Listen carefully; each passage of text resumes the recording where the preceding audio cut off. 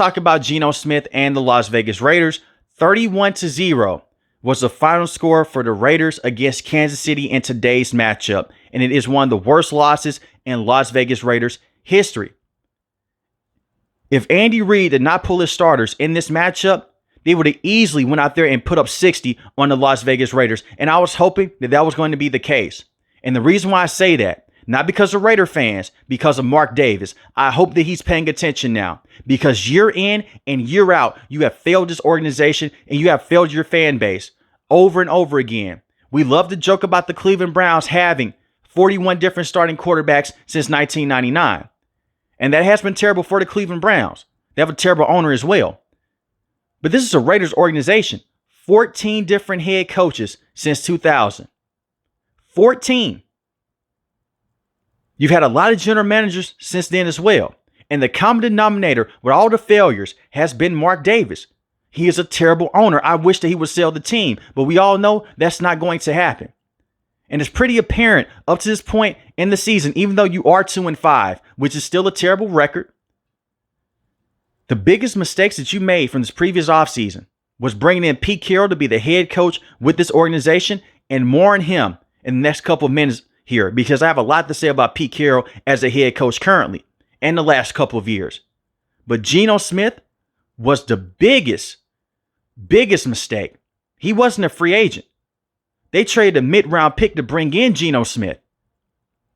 On top of that, you gave him a 2-year contract extension. And Seattle got lucky. They moved off of Pete Carroll. Essentially, they fired him. Let's just call it for what it is. They fired Pete Carroll to bring in Coach McDonald. They wanted to keep Geno Smith. Then they realized, hey, we could possibly bring in Sam Darnold. They called around. They say, hey, Geno, do you want to reconnect with your old coach? He said, hell yeah. Push him onto the wayside. They got a free draft pick out of it. Seattle looks like the best organization in the NFL right now, operating off this one trade. Geno Smith has been in the National Football League since 2015. So 10 years now. 10 years. And he's out here making rookie mistakes every single week. He has 7 passing touchdowns to 10 interceptions in 7 games this season.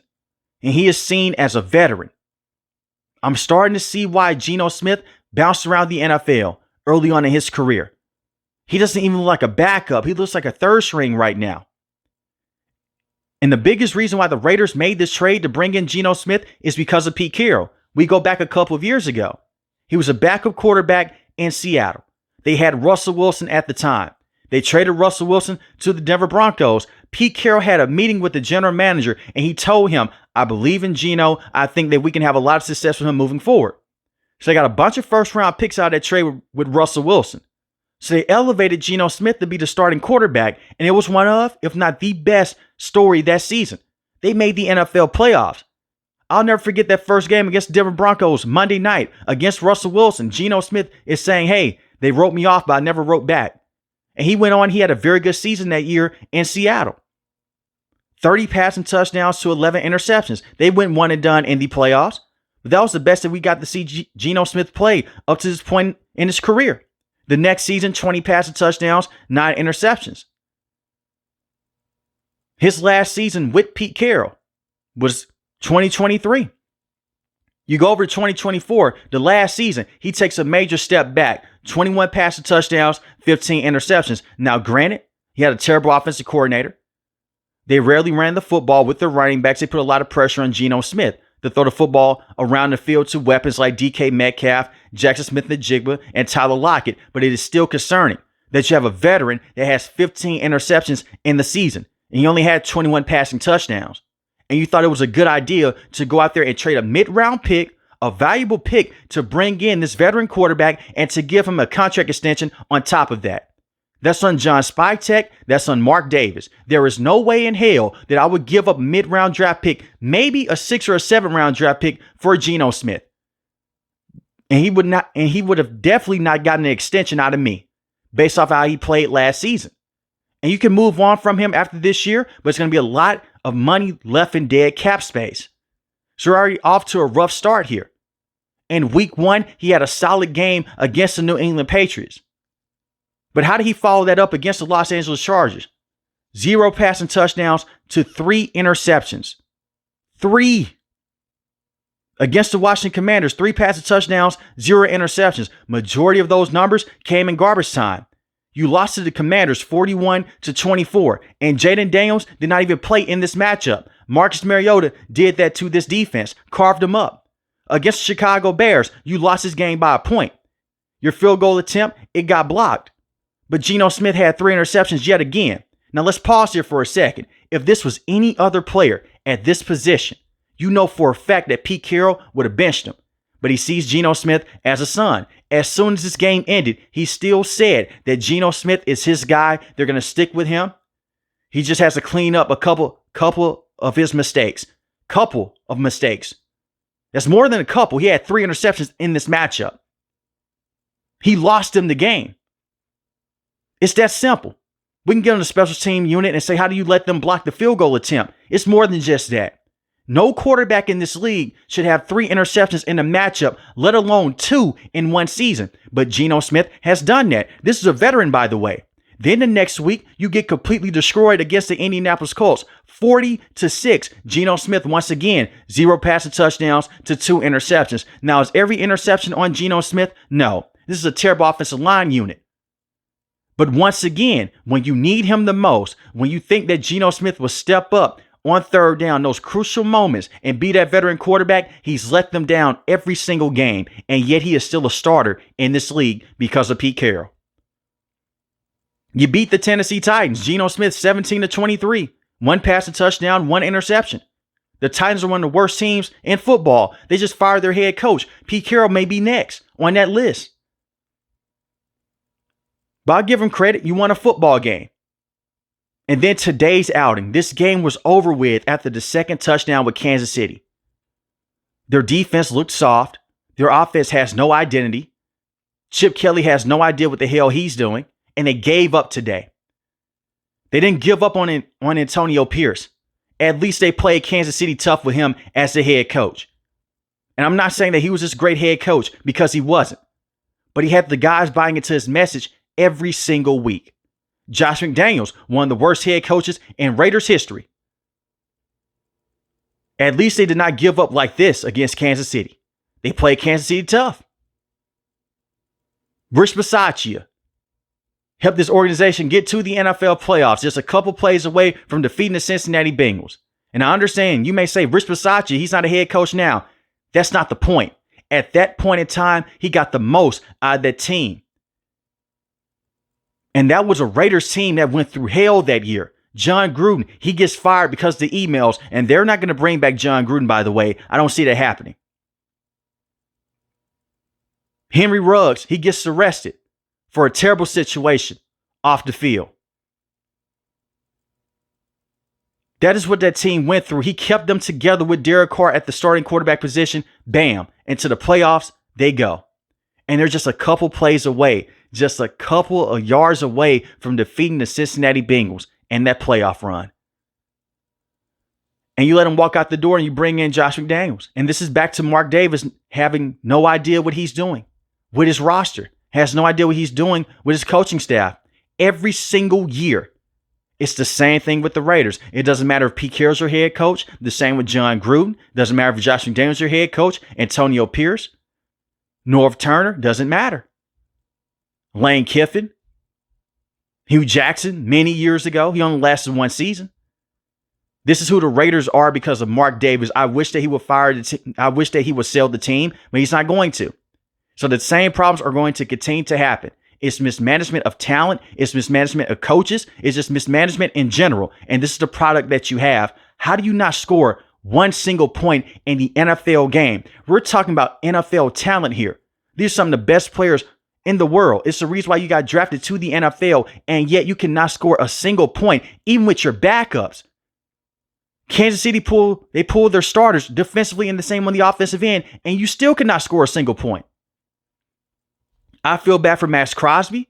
I feel bad for Jacoby Myers. I feel bad for Trey Tucker. And the same with Brock Bowers. Now, he's missed the last couple weeks dealing with a knee injury. Check this story out. He's been dealing with a knee injury since week 1, and yet he was still playing there. He's missed the last couple weeks dealing with this knee injury. So he wasn't even 100% at the start of the season. He's their best offensive player. So obviously your offense is going to take a step back, but you would think we have Geno Smith, this coach. He's able to go out there. We have Geno Smith with his former coach able to go out there, build off that connection. Hopefully things could be better. But unfortunately, that's not the case. Chip Kelly is the highest paid offensive coordinator in the NFL. And he can't coach at this level. I've said a lot of good things about Chip Kelly in the past. As a college coach on the offensive end, hey man, he's pretty good. Ohio State won a championship last year with him calling offensive plays. But in the NFL, he has been god-awful. Was a terrible head coach of the Philadelphia Eagles. And right now with the Raiders, he's a terrible offensive coordinator. He doesn't deserve his money. I still think that Patrick Graham is a solid defensive coordinator. And the defense has been holding things down over the last couple of years here. Since they moved on from Derek Carr, which was a terrible mistake, by the way. And once again, Mark Davis allowed that to happen with Dave Ziegler, and the same with Josh McDaniels to bring in Jimmy Garoppolo. Jimmy Garoppolo, out of all people, came in and replaced Derek Carr. And say what you want to say about Derek Carr. He was better than Jimmy Garoppolo. He's better than Gardner Minshew. He's better than Geno Smith. Better than Aiden O'Connell. All of these quarterbacks, he's better than. And the same with Kenny Pickett.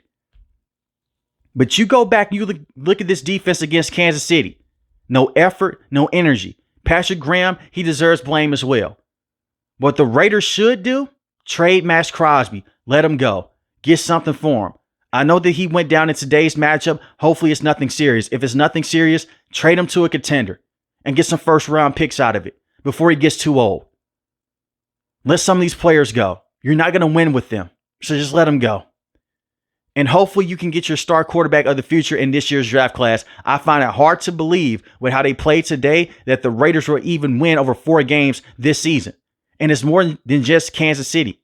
I listed off the losses here. The Chargers, one of the best teams in the AFC currently. They gave you a lot of problems. The Chicago Bears, they're a team up and coming right now in the NFC. They're still a rebuilding team. Look at what they did against you. The Indianapolis Colts, look at what they've done. The Raiders are who they are, one of the worst organizations and one of the worst teams on the field in this league. That's who they are. And nothing is going to change that until ownership changes. Look at the Washington Commanders. For so many years, they were terrible over and over again. With that owner, with Dan Snyder, he sells the team immediately. They get better. And back to Pete Carroll here. The reason why Seattle let him go, he was too stubborn to change his philosophy. And it's the same situation here. He's too stubborn to move on from certain players. He's too stubborn to change his defensive game plans. The main reason why they moved on from Pete Carroll was not because he became a distraction off the field. He became a terrible human being, still a stand-up guy. Very nice guy in person if you meet him. But Pete Carroll is at that age now. When we get older, we get stuck in our ways. We're used to a certain way. We're used to a certain routine. That's who Pete Carroll is. We don't want to make new friends. We don't want to go out there and be around new people as much. This is human nature. You get comfortable. He's comfortable with Geno Smith. If you look on the sideline, when he pulled Geno Smith in that matchup, he looked sick to his stomach to put Kenny Pickett out there in the field. But you didn't have that expression on your face when you benched Jackson Powers Johnson, who is easily your best offensive lineman outside of Colton Miller. You didn't bench one of your starting corners to put in Darian Porter, who you scouted out, by the way, and who you wanted. You didn't have the expression then. He looked heartbroken when he had to put Geno Smith out of that matchup. It's just not going to work. It's not going to. I could say fire Pete Carroll all I want. I could say move off Geno Smith all I want, even though they are a terrible pairing for the Las Vegas Raiders. But at the end of the day, Mark Davis is the biggest problem here with this organization, and nothing will ever change.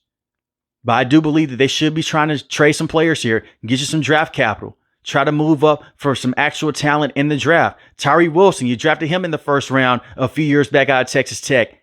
Hasn't lived up to that hype. Unfortunately, right now, you can make the case that he's a bust, even though he's played better this season. Over the last couple of seasons, he hasn't stood out alongside Max Crosby, and you have Malcolm Kuntz. But let me know in the comment section below, how do you feel about the Las Vegas Raiders, and how do you feel about them moving forward with Pete Carroll? But once again, the biggest problem that I have with this team moving forward with him as the head coach, and I don't think that they'll go out there and they'll fire him midway towards the season. They just have too much respect for him. And Tom Brady is quote unquote helping a lot of decisions and making a lot of decisions in the front office with John Spytek. I look at it from the standpoint, they gave up on you today against Kansas City. They may give up on you again in the future. And the reason why is because you continue to have Geno Smith on the field. And even if you pull Geno Smith, you now have Kenny Pickett as your starting quarterback. And he was terrible with the Steelers. He was a terrible backup with the Philadelphia Eagles. And he couldn't cut it with the Cleveland Browns because he was dealing with injuries. And that's another thing with Kenny Pickett. Missed time with the Eagles, injuries. Missed time with the Steelers, ankle injury. Was hurt in the preseason with the Cleveland Browns, hamstring injury. He's an injury prone bust that the Steelers selected in the first round. But if you're new to the channel, hit the subscribe button. If you like the video, hit the like button. Most importantly, want each and every last one of you guys stay safe, stay positive. Thanks for the video, guys. God bless. Peace.